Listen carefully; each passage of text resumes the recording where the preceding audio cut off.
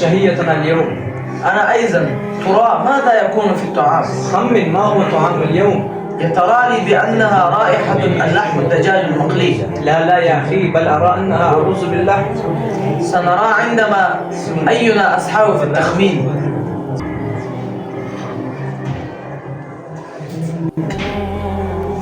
ها هو الطعام قد حضر. نعم انظر، إنه الرز باللحم كما قلت. لقد أصبت في التخمين. نعم، لدي حاسة الشم قوية الحمد لله.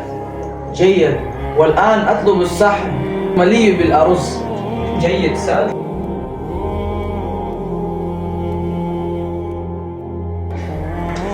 ما شاء الله، لم أذق أرز ألذ من هذا. جزا الله الطباخ، فقد أحسن وأجاد الطبخ.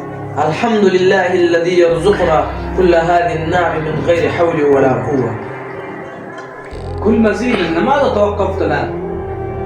غززت باللقمة فاطلب الماء. يا صاحب الماء، هات الماء بسرعة.